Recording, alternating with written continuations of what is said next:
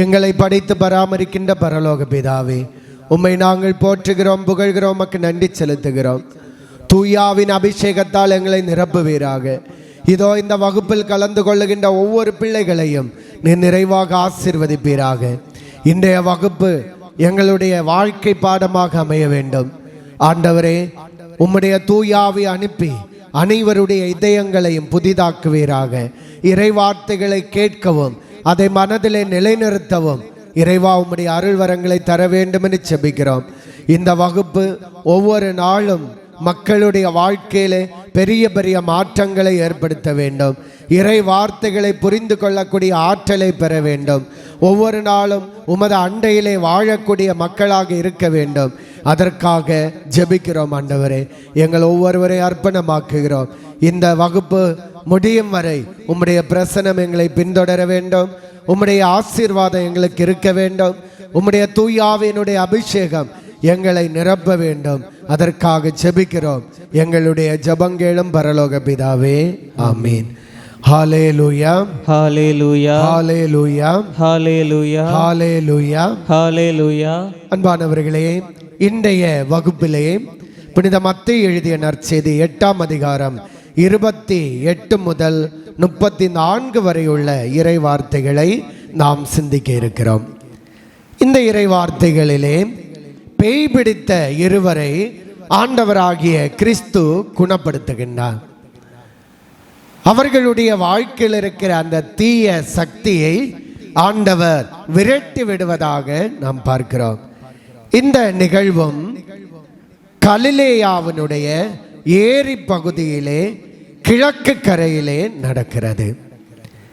அதாவது கதரேனர் என்ற பகுதியிலே நடக்கிறது என்பது விவிலியம் நமக்கு சுட்டி காட்டுகின்றது. இந்த பகுதி புற இனத்தவர்கள் வாழுகின்ற பகுதி. புற இனத்தவர் என்றால் யூதர்கள் அல்லாத மக்கள் வாழுகின்ற இடம். இந்த இடத்தை ஆண்டவர் சந்திக்கின்றார். ஆண்டவர் கடந்து சென்று அவர்களுக்கும் வாழ்வு கொடுக்கிறார். இயேசு கிறிஸ்துவனுடைய பணி யூதர்களோடு நின்று விடவில்லை, அதையும் தாண்டி புற இனத்தாருக்கும் உரியது என்பதை மத்தேயு நற்செய்தியாளர் எடுத்து காட்டுகின்றார். அன்பானவர்களே, இங்கு பார்க்கும்போது கல்லறையிலிருந்து வருகின்ற 2 நபர்களை மத்தேயு நற்செய்தியாளர் வெளிப்படுத்துகின்றார். கல்லறையிலிருந்து வருவது என்பதை ஆழமாக பார்க்கும்போது புற இன பகுதியிலேயே ஏராளமான கல்லறைகள் அமைக்கப்பட்டிருந்தது. மட்டுமல்ல, கல்லறை பகுதிகளிலே தங்கி இருப்பது என்பது தீட்டுப்பட்ட மக்கள் வாழ்கின்ற இடமாக கருதி இருந்தார்கள். எனவே மரணத்துடன் தொடர்புடைய இடத்திலே, மரணம் சார்ந்த இடங்களிலே வாழ்கின்றவர்களை எப்போதும் அவர்கள் ஒதுக்கி வைத்தார்கள். அவர்களுடைய மத்தியில் போகும்போதுதான் ஆண்டவர் இருவரை குணப்படுத்துவதாக பார்க்கிறோம். ஒத்தமை நற்செய்திகளிலே, அதாவது மார்க்கு, லூக்கா மற்றும் மத்தேயு நற்செய்திகளுடைய அடிப்படையில் பார்க்கும்போது மார்க்கு, லூக்கா இந்த 2லும் ஒவ்வொரு நபரை நற்செய்தியாளர்கள் வெளிப்படுத்துகின்றார்கள். ஆனால் மத்தேயு நற்செய்தியாளர் 2 நபர்களை வெளிப்படுத்துகின்றார். மார்க் நற்செய்தி 5:1 முதல் 20 வரையும், லூக்கா நற்செய்தி 8:26 முதல் 39 வரை உள்ள இறை வார்த்தைகளிலும் இதை சொல்லப்படுகின்றது. இங்கு 2 நபர்களிலே ஒருவர் முக்கியமானவர். லெகியோன், 1000 பேரை உள்ளடக்கிய ஒரு தீய சக்தி, 1000 பேருடைய சக்தியை உள்ளடக்கிய ஒரு தீய சக்தி. அதாவது ரோமை படையை போல ஆற்றலுள்ள ஒரு சக்தி படைத்த, தீய சக்தி படைத்த ஒரு மனிதனை தான் இங்கு நாம் பார்க்கிறோம். இவர்களை ஆத்மீக எதிரிகளாக பார்க்கிறோம். ஆத்மீக எதிரிகள், ஆத்மீக வாழ்வுக்கு தடையாக இருப்பவர்கள், ஆத்மீக சக்தியை அழிக்கக்கூடியவர்கள், இவர்கள்தான் தீய சக்திகளாக நாம் பார்க்கிறோம். இந்த பகுதியிலேயே முக்கிய கருப்பொருளாக இயேசு கிறிஸ்து பேய்களின் மேல் அதிகாரமுடையவர் என்று சுட்டி காட்டப்படுகிறது. தீய சக்திகளின் மேல் அதிகாரம் கொண்டு அவற்றை உடைக்கக்கூடிய வல்லமை ஆண்டவராகிய கிறிஸ்துவுக்கு இருக்கிறது என்பதை மத்தேயு நற்செய்தியாளர் எடுத்து காட்டுகின்றார். ஹல்லேலூயா, ஹல்லேலூயா, ஹல்லேலூயா, ஹல்லேலூயா. இயேசுவுக்கே புகழ், இயேசுவுக்கே புகழ். மரியே வாழ்க, மரியே வாழ்க. இதிலிருந்து ஒரு சில கருத்துக்களை மட்டும் நாம் பார்க்கிறோம். முதலாவதாக இங்கு சன் ஆஃப் காட், அதாவது இறைமகன் என்று சொல்லக்கூடிய வார்த்தையை சாத்தான் பயன்படுத்துகிறான். யூதர்கள் இயேசு கிறிஸ்துவை இறைமகனாக ஏற்றுக்கொள்ளாத பட்சத்தில் இந்த சாத்தானை உள்ளடக்கிய இந்த நபர்கள், சாத்தான் குடிகொண்டிருக்கின்ற இந்த நபர்கள் சாத்தானின் சக்தியால் சொல்லுகிறார்கள், இவர் இறைமகன் என்று ஆழமாக சொல்லுகின்றார்கள். அமன்பானவர்களே, இங்கு இவர்கள் சாத்தான் தீய சக்தி இயேசு கிறிஸ்துவை சரியாக அறிந்திருந்தது என்பதை இங்கு சுட்டி காட்டப்படுகிறது. நாம் வாசிப்போம் 29வது வசனம். அவர்கள் இறைமகனே, இறைமகனே, உமக்கு இங்கு என்ன வேலை? உமக்கு இங்கு என்ன வேலை?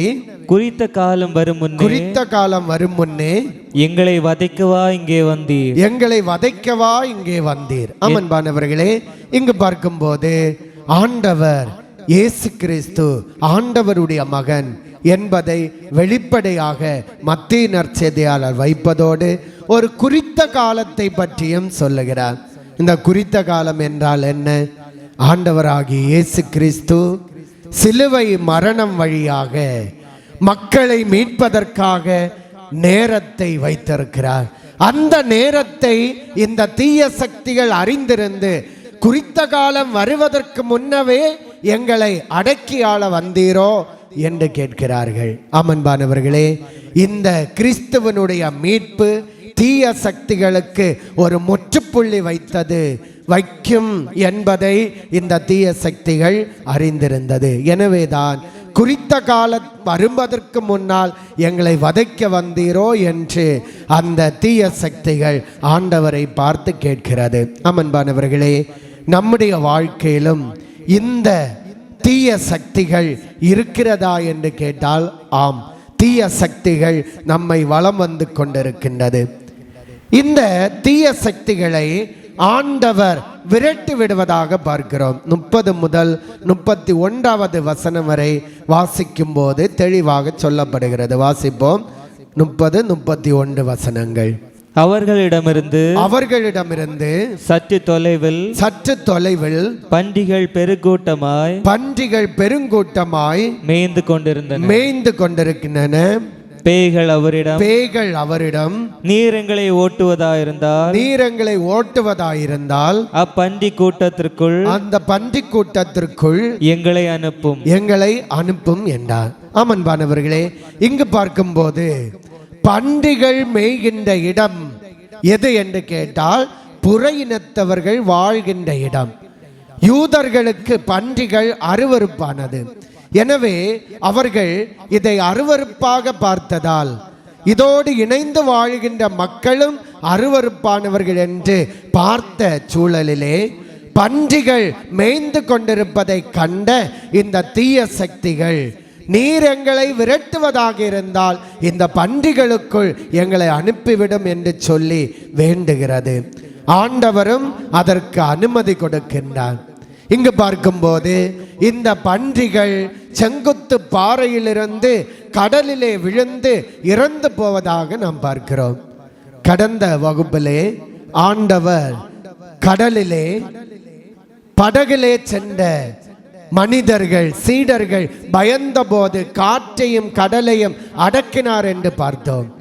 அந்த இடத்திலே சாத்தானின் தொந்தரவால் அல்லது தீய சக்திகளுடைய தொந்தரவால் கொந்தளிப்பு ஏற்பட்டது.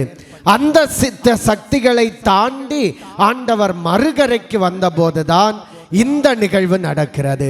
அங்கே மனிதரிலே அந்த சாத்தான் குடிகொண்டு இங்கும் மனிதர்களை துன்புறுத்தியது.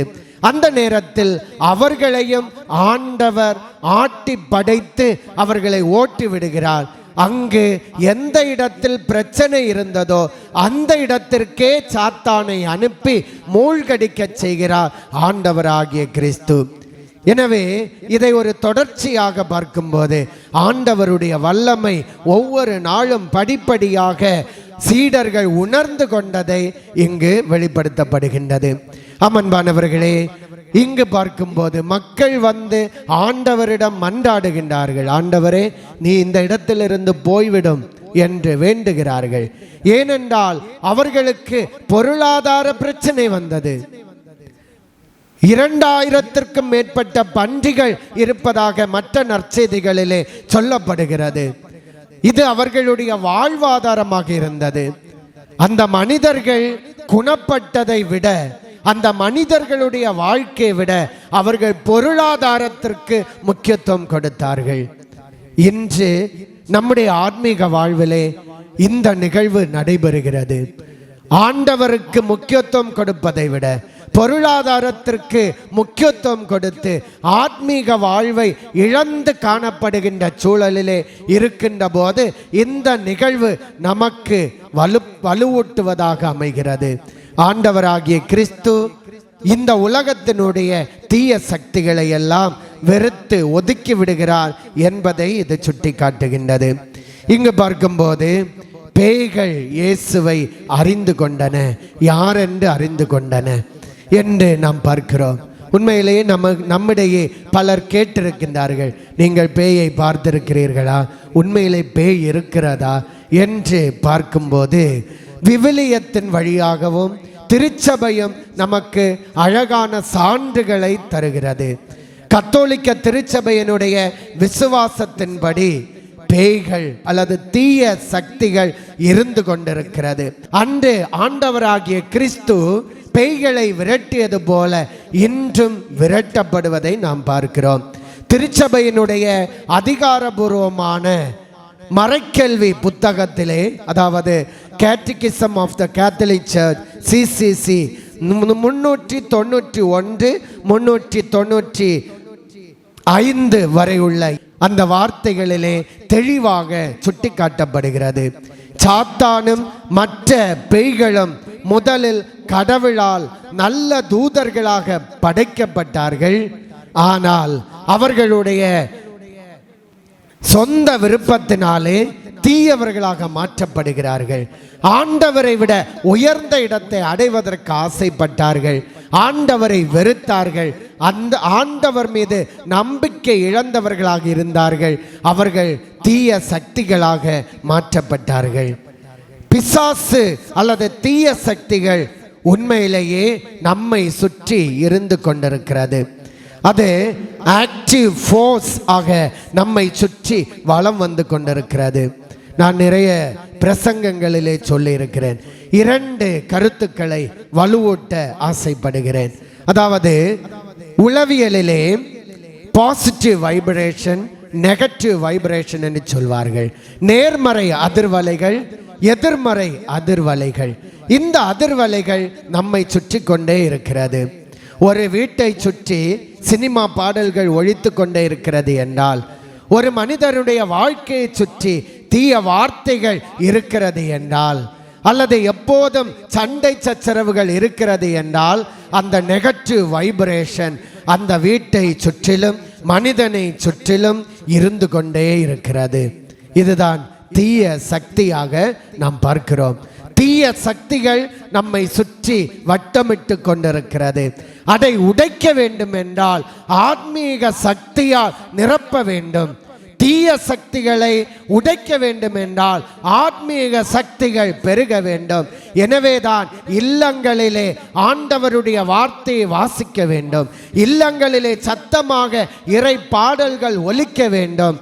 சத்தமாக ஆண்டவரை துதித்து பாட வேண்டும்.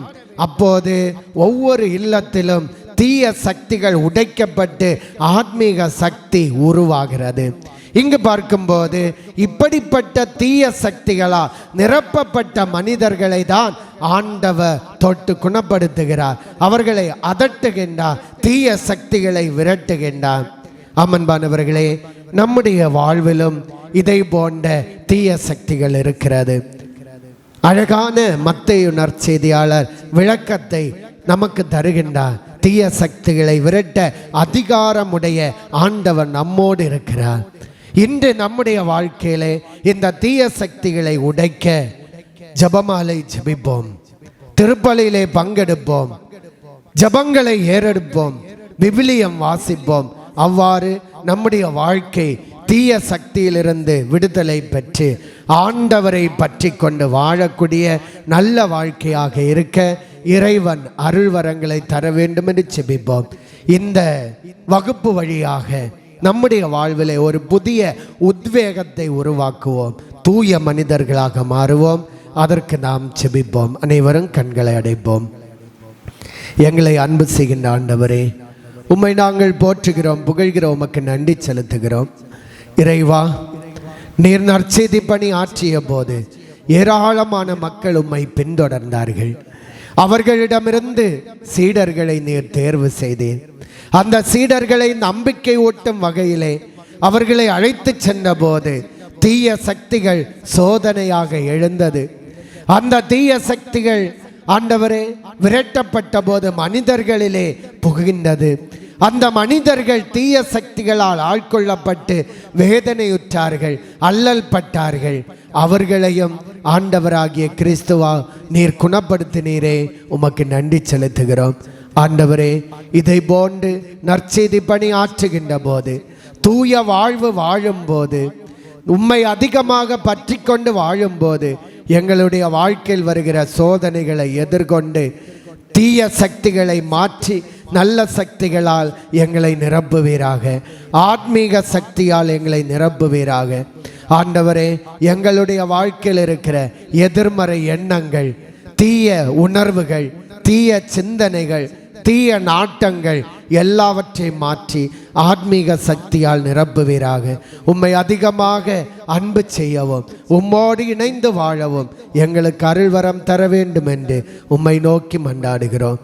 எங்கள் ஜெபங்களும் பரலோக பிதாவே, ஆமீன். ஹalleluya, ஹalleluya, ஹalleluya, ஹalleluya, ஹalleluya, ஹalleluya.